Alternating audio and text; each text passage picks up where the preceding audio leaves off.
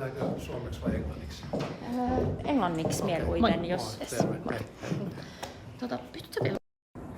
Like we did on the 25th of December. Cool, calm and collected, and at the same time determined. In other words, we'll use the Finnish model.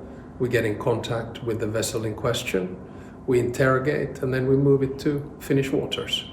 And then we actually find out what has happened, whether it was a mistake or not. Well, I mean, it completely depends on the situation. For instance, in Finland, we have something called an environmental emergency law.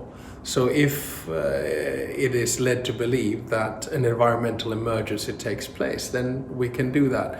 But I think the key basically is to try to survey the situation, to make sure that this doesn't happen around critical infrastructure.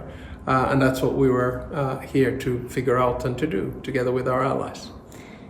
Well, we're only a couple of hours into the information that we got, so I think it's too early to say, but I guess the conclusion that we can draw is that get used to the new normal. These kinds of things will happen in the future as well. And the good news here, of course, is that when it happened a year ago, the ship left the Baltic Sea. When it happened a month and a half ago, we were able to board but not to confiscate. When it happened 2 weeks ago, we confiscated. So we live and learn.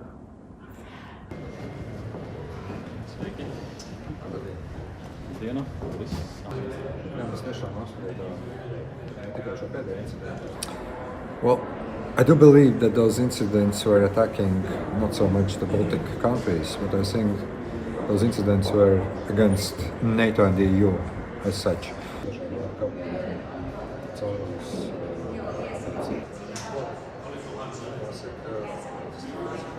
Let's face it, we can't rule out the repetition of any kind of such attacks, and that's why we are discussing today what should be the proper response and proper coordination from the legal point of view, from the military point of view, from the information sharing point of view, and also from the point of view of introducing the new technologies, AI and other tools that we have, and also to urge private companies to be also more part of protection of the infrastructure.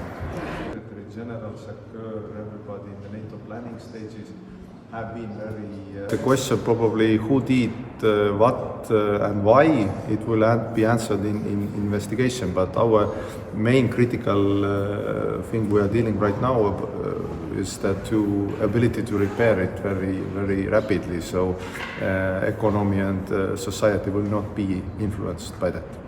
This new vigilance activity up and running Baltic Seas.